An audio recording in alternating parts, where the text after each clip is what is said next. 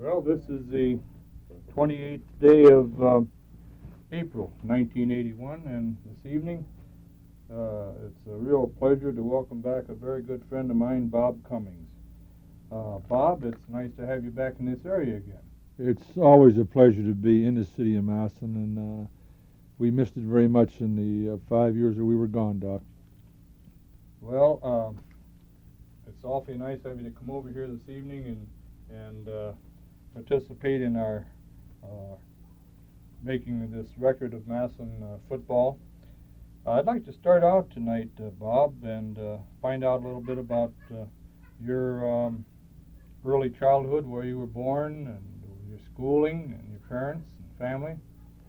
Well, Doc, I was born not too far from here, down at Youngstown, about 55 miles east of here, and my dad was always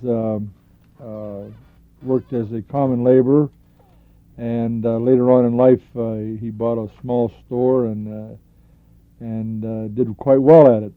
My mom was always a housewife. I had one brother who was an all-state football player at Youngstown East the same year I was. I think we were one of the very few brother combinations that had that distinction. I went to Youngstown East High School. In fact, one of our claims to fame was somewhere in the mid-40s and somewhere in the early 50s. We played Massillon twice and come up short, but our folks were real glad because we played so well against the great Chuck Mather teams. From East High School, I went on to the University of Iowa, and I went to school there for 2 years and was drafted during the Korean deal and served 2 years in the Army.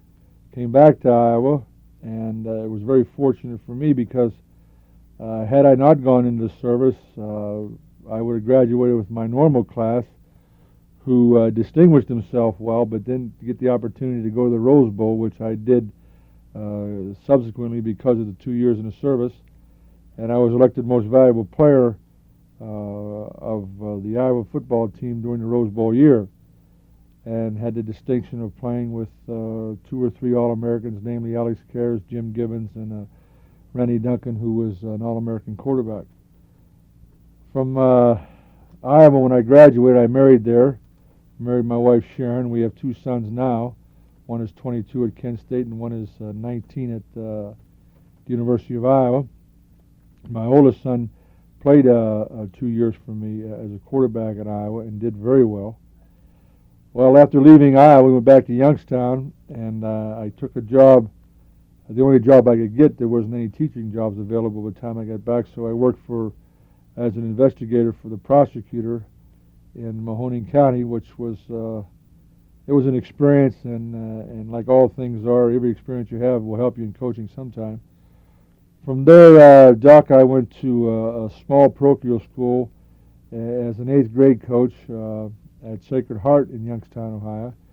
And 2 years later, I got the head football job at Struthers High School, which is a place that, like all places we've been, we like very much. We were there 7 years. Our last 2 years, we were undefeated and took our team to a 5th place tie, or 5th place spot in the AP poll, which was unheard of for a school that size. And we had, like I said, we had 2 undefeated seasons, and that really kind of propelled us into consideration here when we come down to interview for the Massillon job in April of 1969, which at that time, of course, you were on the board. And we got the job in '69 here at Massillon, stayed 5 years, and we won a couple state championships. I think the highlight of my tenure at Massillon would be, among all the wonderful people and great players that we had, I think the highlight would be the 1970 season. And from that group of youngsters, we thought that we were really truly great football coaches. And then we find out 4 years later that 6 of them had opportunities to play professional football. So we weren't as hard as we thought we were. And that was one of the really great teams that I think ever played here. The team the next year, I think, we had just a couple things in there that as coaches we'd like to have done over again, because we really should have been as good in 71 as we were in 72. We lost to Warren 7-6, or rather 8-7. We lost to Niles McKinley 7-6, and we had McLennan and Spencer playing, both of them playing tailback and both of them playing defense. Later on in the season, we moved McLennan to fullback, and I think we had as potent an offense as this institution has ever seen. But the true emotional highlight, I think, was the next year, because in 72, we had won 10 games and gave up 4 touchdowns. And I think it was, now every coach is very partial to his own kids, Doc, you understand that. You've talked to Chuck and you'll talk to the rest of them, and they'll pick one team that they were more partial to and they felt was the best. But I don't think that there was ever a team more courageous than the one that played here in 72. I think they epitomized what Massillon stood for, because when you had guys like Tommy Balazay in there at nose guard at 147, and Brian Bash was the best defensive end in the league at 165 pounds, and the young green kid who was deaf and had his helmet wired so he could hear, was a two-way tackle, 178 pounds, and our guards, Males and Jufrey, were around 150 pounds, and we had some legitimate players like Tommy Hannon, legitimate I mean by size and speed, etc., and Bobby Geyser, and the twin boys, the Edwards kids, good quarterbacking, and Scotty Dingler. But that team really was, they weren't supposed to be a state championship football team. And we went down to play Upper Arlington in one of the classics, and I think that's the highlight of my coaching career. And at college, things didn't work out as well as we wanted to, but we had great wins at Penn State, and we had great wins at UCLA, but nothing has ever touched me as much as that Arlington win. And some people would say, what about McKinley? Well, those were always different. You don't rate those with. But that Arlington win, Doc, was one of the highlights, because, as you well know, they'd beaten us a couple of years before, and took claim to the new power in the state of Ohio. And we worked on that rascal for a couple, 3 years, and went down. And I think we played a better personnel team than we were, and certainly as well coached football team as we were. But the Massillon heritage, and it's there, and it always will be there. And I think that's the thing that came through and won for us. That's kind of a synopsis of Doc of where I come from, where we've been, and touch briefly on a couple of highlights we've had here at Massillon. Now, when you came in, Bob, what? Now you brought some coaches in with you. Yeah, I brought two. Ed Kenny, who is had coached a long time, even then, at Ursuline, Youngstown Ursuline, and Hubbard High School in East Liverpool. And Ed and I were East Siders from Youngstown, and Billy Michaels was a head coach at Girard High School, and I was very well acquainted with Bill and brought him as a defensive line coach. And John Bryweiser, who subsequently left us to become the head football coach at Camp McKinley, John coached us our first year, and we had a pretty good year our first year. Then we got rid of Bryweiser and sent him over to McKinley. Then we got real good. And the rest of the fellows that worked for us, Jim Lekovic, a great player here at Massillon, and Nick Rosas, a long time aide to just about all the coaches from Leo Strang up until present day.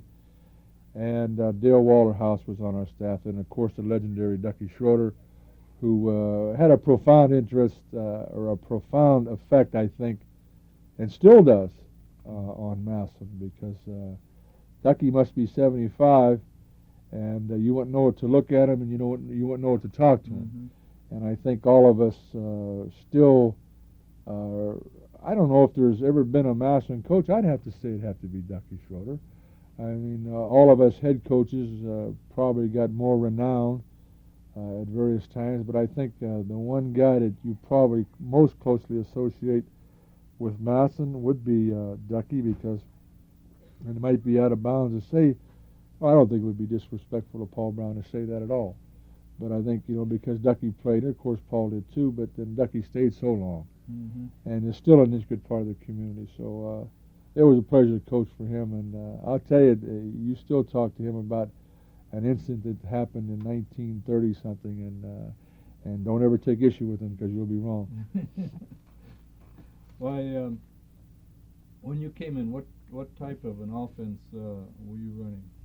Well, we were a wing T type football team. I think we were a little bit like in the mold of Mather, I would imagine. Guards were very an intricate part of our offense because they had to move so much. We relied on what we call faking and misdirection. Misdirection would be the big thing. Mm-hmm. I think that later on in our stay at Massillon, looking back on it, I would have liked to have made a few changes. We did go into the I formation when we had Willie Spencer, mm-hmm. because he was really such a devastating back, and I don't know if he's the best one we had, but as an inside runner, so that he could get in the eye and go either left or right, I think was one of the reasons we did it. I thought we were a very, very good offensive football team most of the time we were here. In our second year, we averaged 42 points a game, and that was really productivity at its best. And I think in Spencer's senior year, Willie had something like 1,200 yards rushing, and he didn't even play in the second half of 5 ball games. Once we run it up, Willie always got the flu. Once we got 25 or 26 points at halftime, but I think that looking back, I think that we still would have maybe in our last year gone a little bit more with the option type of football because we had that personality. Mm-hmm. But the wing T was awful good to us. I think our current coach, Mike Currents, he's a little bit that way. They call it a shotgun. The difference being we had a tight end and they had 2 split ends, but it works on the same basic principle that you're using a lot of misdirection and trying to get outside of people. And I think that in the wing T offense, when we had Franklin and Harper and Tommy Cardinal and Mike Mauger, Mike was an ideal wing T player. And we really had the great wing T ingredients, the tough, quick fullback who could run the trap up the middle, block for Mauger on the sweeps, and probably one of the most unheralded football players I think that's ever come out of this town was Larry Harper. He had a great career at Miami, and he's a well-known player, but we had so many things going for us that year, Doc, that, heck, it's almost unbelievable to think that Dennis Franklin was only throwing about 8 or 9 passes a game because Mauger was averaging 8 or 9 yards a carry. So, heck, you're not going to be throwing the ball. And Cardinals around 7 yards a carry, and Harper was in between Mauger and he. So no one really got a chance except the tailback to truly exploit their abilities. Of course, Franklin did later. He started at Michigan for 3 years, and they won 3 Big Ten championships with him. But getting back to the question and to answer it, we were a wing T football team, and the best way I can describe it is with misdirection. And for the old-timers who will someday listen to this that can remember the single wing, it was based and designed under the basic single wing propositions. Mm-hmm. And defensively, what did you try to do? Well, we were an angle defensive football team. My second year, we hired a young man by the name of Larry Coyer to come up and coordinate our defense.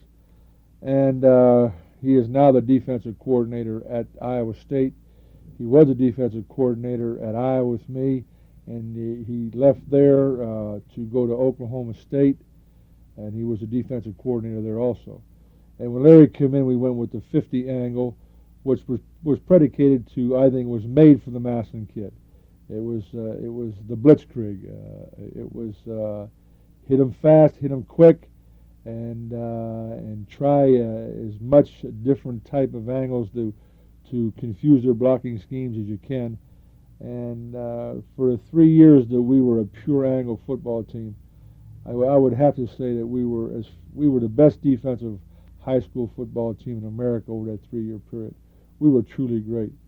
And our last year we went to the 50, basic 50, and we weren't as good, but we were an angle defensive football team. Same as the same thing that really took Bo Schembachler's Michigan team into prominence in the early 70s. I think they copied it from us, I'm not sure. I remember an incident in the McKinley game over here, Mauger and Franklin's last year.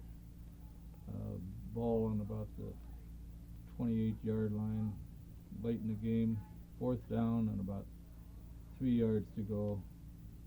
And I think you sent in a play, and Denny Franklin called timeout, came over and talked. What was in that conversation? Do you remember?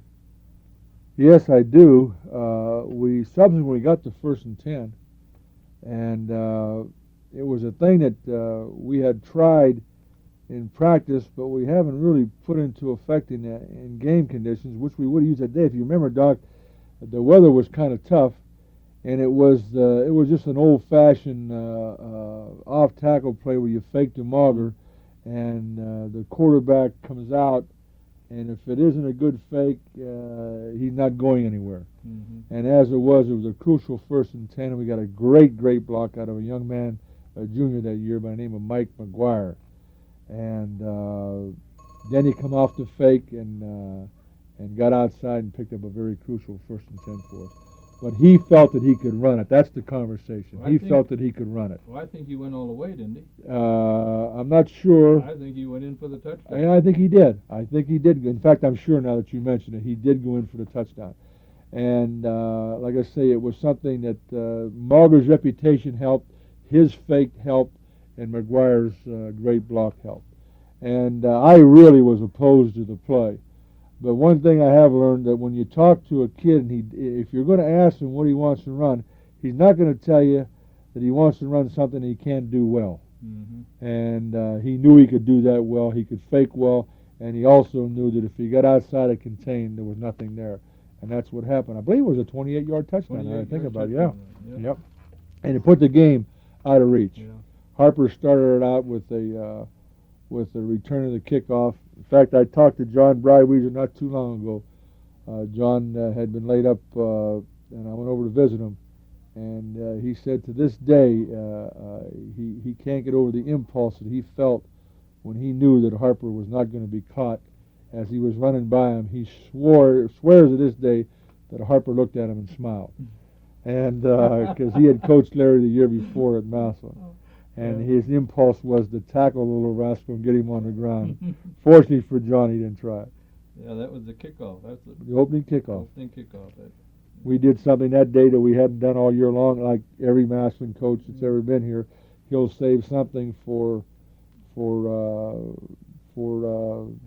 McKinley, and we were a wedge return football team all year long. We call on the ball. If the ball was kicked to the right, we'll wedge there. If it's kicked in the middle, we'll wedge there.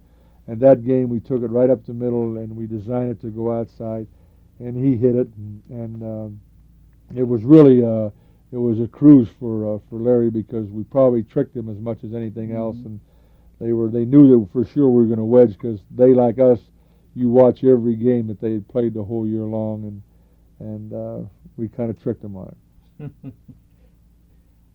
I remember you telling once, getting back to your college days for a minute, you played with a pretty good football player from down Steubenville way. Yes, that would be Calvin Jones. Yeah. And I remember you telling about how you got to Iowa, in a station wagon or something. Somebody came around and picked you all up and threw you in the van, and away you went. That's about the size of it. Calvin was slated to go to Ohio State, and some people find this hard to understand when I'm talking, so I'll just say it real briefly. In those days, there was nothing like a national letter of intent. You could say you're going to one school up until you registered. You could go to the other one, and two other players from Steubenville, two dear friends of mine, had visited Iowa and committed there that they were going there, and they come back, talk to Cal, and this guy was coming around picking up players and taking them back to Iowa and picked me up. We went down to Steubenville to pick up Frank Gilliam, who's now the player personnel director for the Minnesota Vikings, and Eddie Vinson, who's a probation officer in Los Angeles now. Anyway, they come down and pick those two fellas up and picked me up, picked a kid named John Glaris up in Youngstown, and just making the rounds. And the guys kept telling Calvin how much they liked it in Iowa, so they just kind of pulled him and pushed him and him-hawed him and got him in the van, and we all went to Iowa. And Cal posthumously just been elected to the College Hall of Fame. He was a great, great player at Iowa. Two-time All-American Outland Trophy winner. And I'll lead up to something here.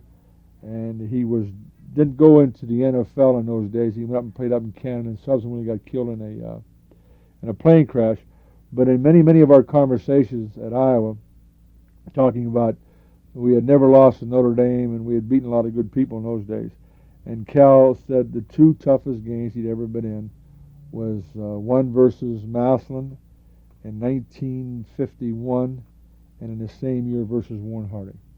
He said he had never been in football games in his life like that. And Eddie Vinson, who played with the Los Angeles Rams, and Frank Gilliam, who had a long career in Canada, both concurred with Calvin that Massillon was the toughest game they played in, and the other toughest game in the same year was Warren Harding.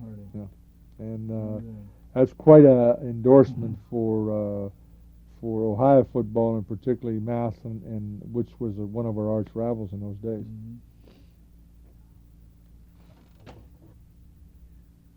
Bob, you were in on the ground floor when it came to the playoffs here in Ohio, high school playoffs, competing the first year.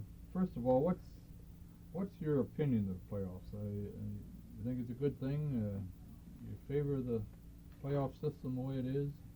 No, I don't, Doc. I'm kind of a maverick, and I was as a college coach, and I guess I'm from a different school. I kind of like the mythical state champions, not because Massillon won them all the time, but it's much more controversial, and there's so many things that you really. I think it's very obvious last year who the best football team in the state of Ohio was Cincinnati Moeller. I don't think there's any doubt about that. But I don't. To me, what's in season, and 10 football games, I think is enough for kids.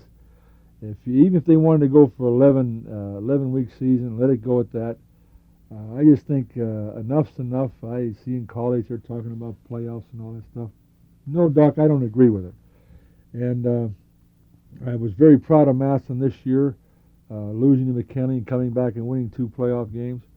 But I'm just not a big playoff guy. I never have endorsed it. And our trip down there, it was, I don't know, it was almost anticlimactic, if there's such a thing. After a great win over one of McKinley's truly fine football teams. Those kids in 52 or 72 rather pulled that out. And we got down in there and we made some mistakes. Played against a football team I think we probably should have beaten. They had a kid kick a 47-yard field goal and never kicked one in his life and never even practiced until Wednesday of that week. So I think the fates had something to do with it. I think the real reason we lost it, that year I was criticized in the paper. Somebody wrote a letter to the editor about the way I dressed on the sideline. And I say that with humor because I thought it was funny, and I always felt going to a football game you were working, you know. Mm-hmm. But anyway, when we went down to play that game in Columbus Stadium, Ohio State Stadium, my wife had bought me a brand new beautiful suit and a new tie and a beautiful black overcoat and a hat, and I was probably the best dressed man in Ohio. And we lost the game, and I blame it on that. I blame it on whoever that guy was that wrote the letter to the editor that said I wasn't dressed right. That was against Princeton. Cincinnati Princeton. We had them 14-0, and then the kid kicked the field goal right before halftime. And then they went down, and they gutted one in. and it was a good drive for them, and they made it 17 or 14-10. And then we went down and we had a real big play. A young man who made the winning catch against McKinley the week before. The same identical circumstance, almost impossible to duplicate that. And this time he didn't catch it. And we got down again on a 9-yard line and had a 15-yard penalty. But they deserved to win because they got more points on the board, no question about that. We don't make excuses at Massillon. But it was a game that I look back on now. I don't look back on that with nearly as much regret as, say, losing a game to McKinley or a 7-6er at Niles. Or we lost in 5 years that I was here. I think we lost 4 or 5 games, and each and every one of those had a much more greater impact on me than the playoff games. Now, see, I haven't been involved in it, Doc, so I don't know, how the other people feel about it. But I just soon go for the mythical state champs and let it go at that. And if the kids want to get in their basketball season or whatever the heck it is, get it over with, or get back in the classrooms with heavier concentration. 13 football games in Ohio, that's a chore. To me, that's a chore. And well, I think here in our situation, when you play McKinley that last game, for so many years, that's it. That's the season. And to try to talk those kids into going out Monday and practicing again for another team, gets to be a little much. oh, I think it is. I really do. There is no game like the Massillon-McKinley game. And my first game in Iowa, we opened up with Michigan, and we walked into that stadium with 104,000 people. And one of my assistant coaches, a young man by the name of Dave Beckman, who had been a former coach at Warren Harding. And he and I walked in together. And I said, Dave, have you felt the transition yet? We're supposed to be awe-inspired here as we walk into this. And Dave says, Bob, he says, we played against Massillon and we played against McKinley too many times for me to get upset about a football game. And I guess if you've been in a McKinley and Massillon game, and I think people resent when we say that to them as a coach, or if you would say it, Doc, to another dentist friend of yours someplace else. Well, you folks have never realized what a Massillon-McKinley game is. I think they find it a little offensive, and I just backed off. I don't talk about it anymore unless I'm talking to someone who's had the same experience, because they don't understand it. And it is, I've talked to Earl Bruce about it. I've mentioned it to Paul Brown. I've talked to Bob Seaman, Chuck Mather, Leo Strang, Lee Trussell, and God bless Lee. He was one of the great, great human beings that this game has ever seen. And I've also talked to Tommy Harper about it. And there's nothing like it. And I'm sure that Earl Bruce will say that the 104,000 people that he faces when he takes his team to Ann Arbor, he never felt any different than he did against McKinley and Massillon. And I can remember one thing that I think is noteworthy here. When I got the Massillon job, I was commuting for a couple of weeks from Youngstown until we got settled here, but I was getting phone calls from all over the country, and I got one from Jack Mollenkoff, the old gentleman at Purdue. And Jack said to me, he says, Bob, do you understand that you took the toughest job in America? And I said, oh, come on now, Jack. I says, you're at Purdue and all this, and it isn't all that tough. And he says, Bob, he says, you are a football coach 365 days a year when you're at Massillon. And he says, you're going to find out, and it's true, it's a tough job, but I've never known of one coach who has been here, and some of them left under duress, perhaps. Some of them left because things didn't work out well. But I think each and every one of them would say two things. One, it is a pressure-filled job, but I don't think there's ever been a coach, and I think this is the thing that separates Massillon, Doc, and I've said this so many times. This is the thing that separates Massillon from all the rest of them. No coach could ever leave here and say I didn't have a chance to win. Now, that's not true a lot of places. That's not true on a major college level. But at Massillon, you as a coach, you are afforded every opportunity to win. I have never seen a place that there were so many people who had a misconception of Massillon, because there's as much education going on in our school building as any place else in the country, and I defy anybody to tell me that's not true. And I never saw education. I never saw any other extracurricular activity, band, choir, baseball, anybody ever suffer because of the football program or the emphasis thereof. And it's a very unique place. It's a beautiful place, and I go back to the same proposition that you can't walk into your favorite restaurant, you can't go home and complain to your wife and say, I didn't get a chance to win. And I don't know. I just think more people should mimic Massillon and not mock them. And unfortunately, the nature of the beast is that they'd rather do it the other way. And I'm not just saying about the football now. I'm just saying that there's so many other places. If you have something that you feel is worth it, you ought to go to Massillon and find out what they do in their football. And you know this as well as I know it. In fact, you've lectured on it more times in this country on how you hire a football coach or how you hire a school administrator. And I think there's a great lesson to be learned there. And it isn't overemphasis. It's just, heck, I can remember when I got hired that I don't know if you guys sent in the CIA or what was going on, but I've never been scrutinized so closely in my life. And as it turns out, it was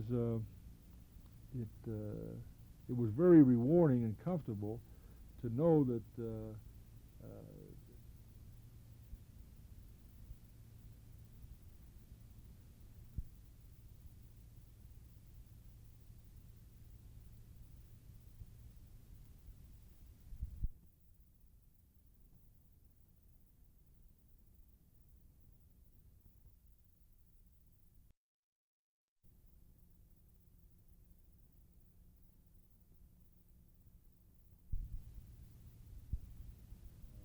I've never been scrutinized so closely in my life, and as it turns out, it was very rewarding and comfortable to know that that these people cared enough to get off their duff and find out what type of human being, what type of person they are going to subject their kids to. And again, I say that, and I might find some people take issue with this, that with the rare exception, now maybe we haven't had all Paul Browns here, but we don't get bad football coaches. Mm-hmm. We just don't get them. Now we get some who aren't as fortunate as others, and we might get some who things didn't work out as well as maybe they should have, but we just don't get bad football coaches there. And again, I just say more people should probably mimic us instead of mock us. Oh, those are kind words. Do you remember the meeting we had down at the board office one night with a bunch of parents from the mostly west side when we were having a little to-do about Willie and McClendon, and they couldn't understand why you were being so helpful to those guys. Well, as I remember correctly, McClendon was indicted by the grand jury, and I just took the basic proposition that jurisprudence was founded under, that you're considered innocent until proven otherwise, and there were some folks there that just couldn't understand why we played those guys. And I think I might have copped out a little bit by going this route, which we all know is the proper way to do it. I think that had it not even been that way, I still would have played him, because I fundamentally believe that football is the greatest thing for a young man. And heck, if if he's not a part of it, it can't be good for him. And I don't think it takes any great teaching skill or humanitarian traits to run people off. I think we can, Attila Hunt can do that, Idi Amin can do that, anybody can do that. But to hang in with the kids, the trick comes, and this is where I always felt our young people in Massillon were beautiful.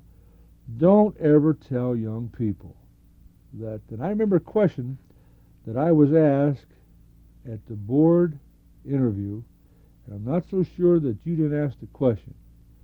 But anyway, the question was this: will you treat all your kids the same? And I said no. That's because they're not all the same. And I'll use this kid as an example. I remember a young man who played for us. His name was Pat Midgley. And Pat's dad was a doctor here in town, and I knew him and knew the family and knew that Pat had every advantage a young man is supposed to have. And then you might find another youngster who you know in your heart and your mind he did not have the same advantage as this kid has. Well, I could be much harder on Pat than I could on the other young man. And I used to explain to our football team, I'd say, now here we have this guy. I said, this is our family. And I hate to use that word because so many, it's become a cliche with so many sports people. But I really felt that this was our family, and we're going to try to help this guy. Now, if we run him off and don't let him play football, then how in the heck are we going to help him? And Willie, in my opinion, Willie was one of my favorites. I loved the kid then. I love him now.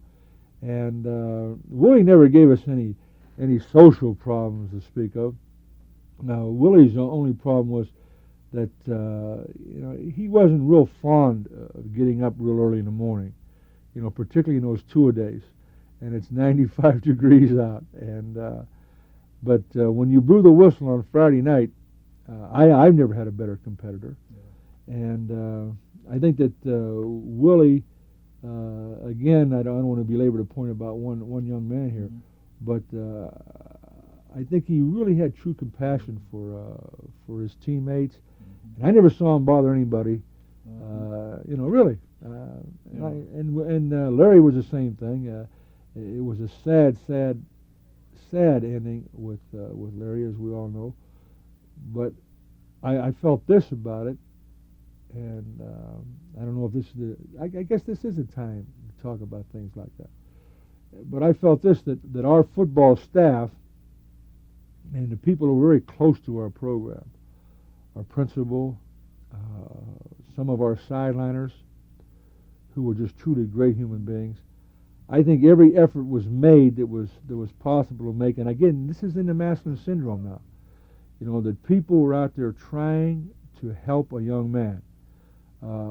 Someone asked me about Larry in another circumstance, doctor, and I said to them, did you have him at your home for dinner? Did you take him to a movie? Have you ever counseled him? And naturally the answer was no. And we had a coach assigned every week, not as a checkmate, but simply trying to get across to this young man that there's another way to live, and hopefully that this football would touch him. And I don't consider that a loss. I really don't. It was a sad thing, but I still feel that the Massillon attitude was prevalent, that everybody tried to help, and that's the important thing. Well, the thing that about that meeting, I really liked the way you handled it that night, because there were people down there who wanted, the kids were in a little trouble, and they wanted us to take them away from all the things they were interested in. They don't realize that some of these kids in school, first of all, that your purpose of coaches and teachers and the public education is to keep the kid in school. You can't teach him everything you'd like to because of various elements. But if you can keep him in school and keep his interest up, your chances of educating him or getting the maximum education that he can absorb are better than if you leave him go and roam the streets. Oh, that's our... And Willie and Mac were two kids who were interested in the football. And if they didn't have that, you don't know whether they'd been in school. But now Mac, for I don't know if Mac ever missed a practice. I know remember hearing Jim Snively, Doc Snively, tell about him coming in the office one day and having have some work done, and he was all excited because he didn't want to be late for football practice. Well, I'm sure that maybe if he'd been questioned of being late for school, maybe you wouldn't have been so concerned. But the fact is, as coaches and you've got a tool that you can keep the kids interested in school and keep them in school, that you're doing a hell of a job. You know, there's one more thing I want to add to that. That I wish it was the other way around, and so do you. That his interest would have been, I want to get to school on time, and then maybe later on in the day I can go to football practice.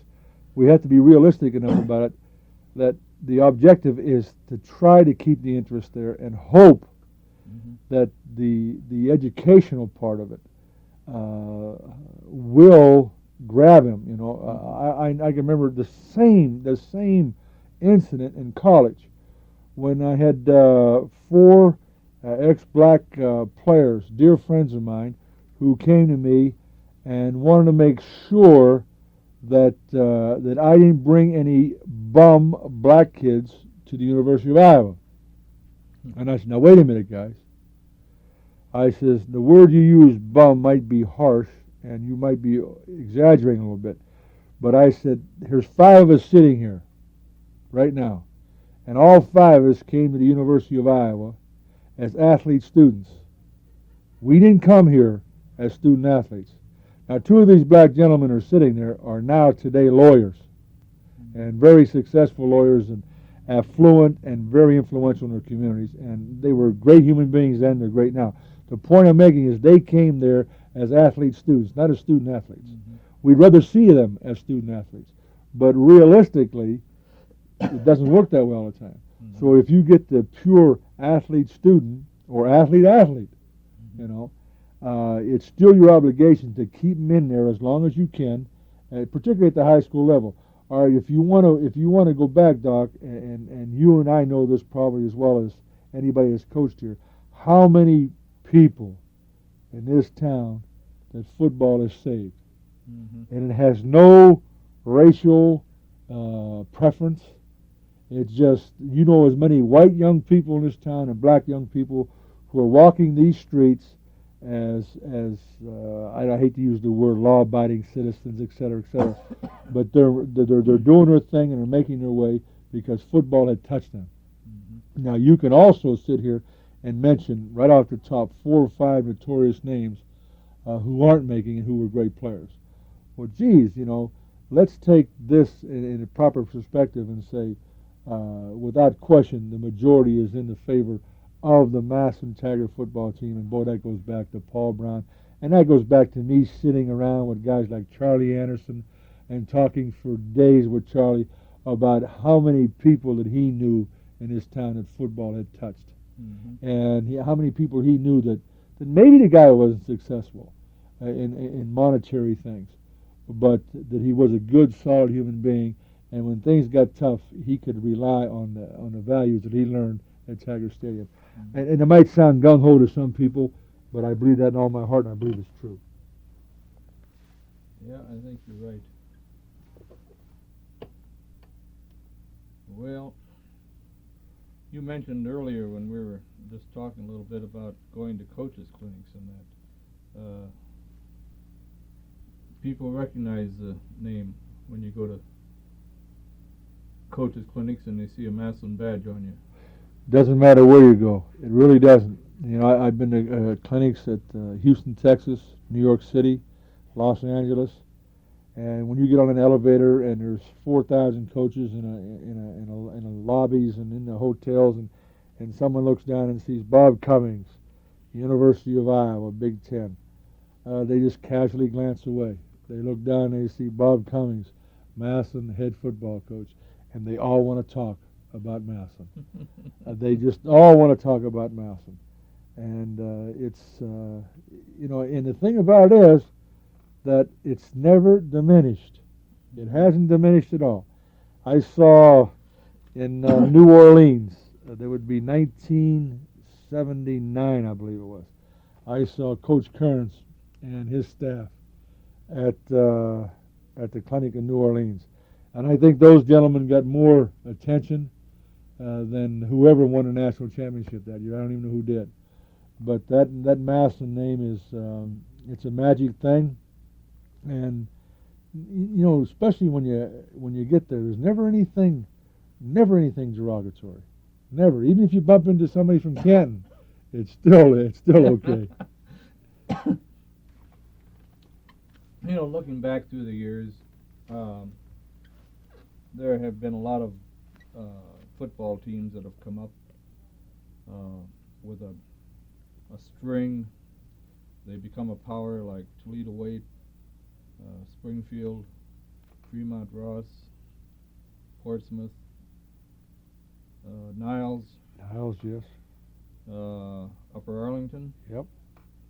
And it seems like after a few years, something happens. And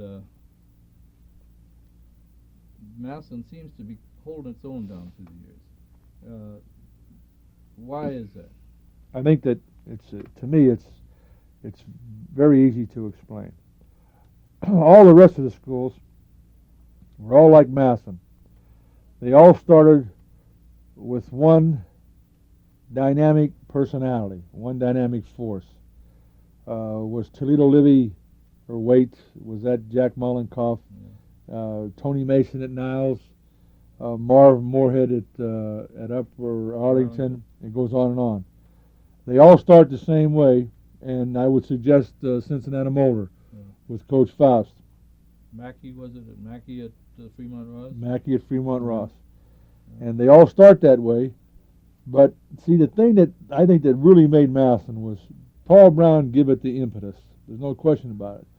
But when he left, the people cared. They truly cared. And I've said this so often.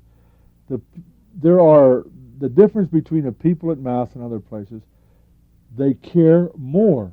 And, you know, there's no two ways about it. Niles had 44, 45 straight wins. Heck, they had to get out of the league. They're changing coaches all the time. The program is gone. Now, whether Moeller remains with this tradition they very obviously have established, fine. But all the rest of them have all started the same way as Massillon, with this one dominant personality that really got it organized and got it kicked off because they were truly great coaches, each and every one of them. The difference at Massillon was that when a legacy was started, it was continued. There's been a couple of times where it's faltered. Never fallen, faltered. When we came here, I can remember this, Doc, and again, you know, we have to be truthful talking about this. I took some film back to Youngstown, and we were looking at our predecessor, and Bill Michaels and I and Ed Kenny. And we looked at film for about 2 hours and made various comments, and when finally we were done, Bill Michaels turned to me and he says, "Can we coach any better than that?" Mm-hmm. And he said, "Those kids are really technically prepared to play." And I would say this, and in fact I have said it to Bob, that I thought he was as fine a technician as we've ever had here. Mm-hmm. And I think the thing that maybe Bob didn't grasp, and I'm certainly not being derogatory now, you know, like I said, we've talked about it, is that you've got to adhere to tradition. You've got to call on that. You know, it isn't all. You just don't send a Massillon kid out and assume that because he's a Massillon kid, he's going to play well. You can't do that at Notre Dame. You can't do that any place. You have got to make that kid aware of what he stands for, aware of what he's responsible for. And I think that I know there's been coaches at Notre Dame when they started to falter. And I guess the best way to describe it is don't take your tradition for granted. Mm-hmm. Don't take it for granted. And boy, I don't want to sound corny now, but I think in our country there's been quite a few years where we did exactly that same thing. Mm-hmm. We just figured that our tradition would carry us. You have to adhere to that and work a little harder. and understand that when you go out there every Friday, you have to play. You have to play your tradition, which is to play as honestly as you possibly can. And again, I go back to what we talked about. This has been the thing that's hung on and hung on, and we've always had a school board that was aware of what was going on in this town, and aware of the fact that and I used to say this, and geez, I hope I don't offend anybody by saying it, that I don't really care if I offend anybody because I know that it's true, and that's simply that we want to be number one and we don't want to apologize for it. There's so many places that people want to do well, but they're hedging. Yeah, we want to have a good football, we want to have a good this, we want to have a good that, but they hedge on it for fear of criticism. Well, everything works in this town, in our high school, and I can remember, heck, we got kids going to Yale, and Princeton, and we graduate doctors, lawyers, Indian chiefs, and every other darn thing. We don't have to apologize for a darn thing in Massillon. And again, I think this is all part of it. But the main thing that we talked about here, and to sum it up, is that they all started the same way, but our people in this town kept it alive. And I said this, and I'll say it again to anybody who wants to listen, that once you give something up that's good, it's a son of a gun to get back. Now, I'm not a big advocate of General MacArthur, and I'm not going to bad rap the guy either. Who am I to bad rap him? But I can remember one thing he said, a quote that he said at the National Football Clinic somewhere in the early 60s. He told the American football coaches, because he could see the trend moving in our country, and he said, whatever you do, don't let them take it away from you. You're the last vestige of discipline and hope that we have in intercollegiate sports. And I suggest this to Massillon people that listen to this. Don't ever let them take anything away from your athletic department, because it's a son of a gun to get back. It really is. And sometimes I understand now Jones is not operating as a junior high school. They're going to sell that building. Well, that probably was something that couldn't be helped. The enrollment, et cetera, et cetera. But had that been another circumstance where you're just going to close the school down and diminish your coaches, your coaching staff, taking that emphasis off, you'll find that, boy, that's the first decay that you have. The Roman Empire didn't fall overnight. It took a while. And, boy, that worries me. I'm not at Massillon anymore. In fact, Doc, as we sit here, I'm thinking we're probably going to be playing them in a couple years. And but there's a uniqueness here, there's a oneness here that you just don't want to see go down the drain. And I'm not saying it is. I'm not even suggesting that, but I'm just saying that don't ever let anybody take anything away from you. And I think the forefathers in this town understood that. They understood that if we're going to keep this thing up, we're going to be a first-class operation. Let's be first class, and not just verbally, but let's be first class. And I see no conflict between that and any other activity going on in the school or in the city. Well, those are interesting comments, Robert. Listen, I want to touch a minute and see.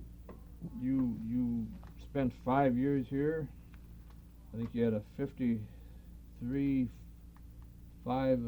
record while you were here, and then you moved on to Iowa, University of Iowa. You were there 5 years? Yeah, we were there 5 years, and at the end of our 5th year, we just didn't win enough games, and it's one of those things where I'm sure everybody has their own story. I think the thing we're most proud about out there is we beat some good people. Heck, we beat the guy who was the National College Football Coach of the Year last year, Earl Bruce. We beat the legendary Joe Paterno, and we beat Dick Vermeil one time, who's the NFL Coach of the Year. We had Charles Danzy come out from Massillon and play just marvelous for us. And we had Timmy Guttrow come out. Very proud of Charles. He got his degree, and like I say, he played very well for us as a safety man. Timmy Guttrow come out, and I really never thought that Timmy would play as well as much as he did, and he ended up being a regular for us for a couple of years, was elected unanimously as a team captain, and he's in medical school right now. As we're talking, Timmy will be going into his third year of medical school. And I think Timmy will be the first one to endorse Massillon football. He played for me for a year or two here, and he played for Coach Schuff. And Timmy, I think, is walking and breathing of what Massillon stands for. And I think Charles is too. He went through high school, and here again is, he's just going through the motions, doing enough to get by and playing a little football. And he came out to Iowa, and in 4 years, Charles, to my knowledge, I know he was never an academic problem. I doubt if he ever made any grade lower than C. And I'm just hoping now that, well, I don't have to hope. I know Timmy's going to finish medical school, and I hope Charles gets a break in the economy and get himself a good job. We had a couple other Massillon kids out there that it didn't work out as well. But had they stayed, I'm sure it would have. And we had Larry Coyer again from Massillon there, and Gus Patches, who was a Massillon grad, and Gus coached linebackers for us, and went right through the whole gauntlet at Massillon from typical way you're supposed to do it. Gus started as assistant at Jones and went right through the ranks all the way up to coordinator at Massillon, and now Gus is the defensive coordinator at Illinois State. And I don't know how many Massillon coaches are still out there, but there's a ton of them. And the one that comes into my mind that he didn't coach here, but he's still as Massillon as any of us will ever be, and that's Tommy James at Washington, who probably has done as well. I don't think that there's anybody you could mention in college football today who does a better job year in and year out than Donnie does. He's in a nice school, but he isn't in one of those ultra glamorous schools that the media is always writing about. But he's been to the bowl game a couple times, and he's won, and has. Geez, if he doesn't win 8 ball games out there, he's had a bad year. Good Massillon heritage there. The James boys. Yeah. Well, then you're back now in Stark County. Yes, I'm over at Glen Oak High School, and it's Massillon should be so big. We're the biggest high school in this part of the world. I don't know what we got. We probably have in 4 grades, close to 3,000 students, and we're learning we're crawling now, and just starting to walk, and I like the kids there. I truly do, Doc. I've always been hung up on kids anyway. That's why I'm in the game. But we're gonna have to be dealt with in the future in Stark County. I really believe that. The disappointing thing is, if you can believe this, you get the idea of Massillon, and I tell those people over there, I don't care if they want to hear it or not. You have to make comparisons, and you make them. And we'll get down here in Massillon, we'll get I don't know, in 3 grades we'll get well over 100 youngsters out for football. Over there in 3 grades last year, we started with 49 kids. 49 kids out for football. Out for football. That's 3 grades. And we used to get more than that over here just on a sophomore team. And we have a very complex, diverse community, and a very large one. That's one of our problems. We're so darn big. I actually think Massillon was big. And I still think it's big, not necessarily with enrollment, but it used to bother me a little bit when a kid lived in the southeast end of town, and another one lived on the northeast section or northwest section of town.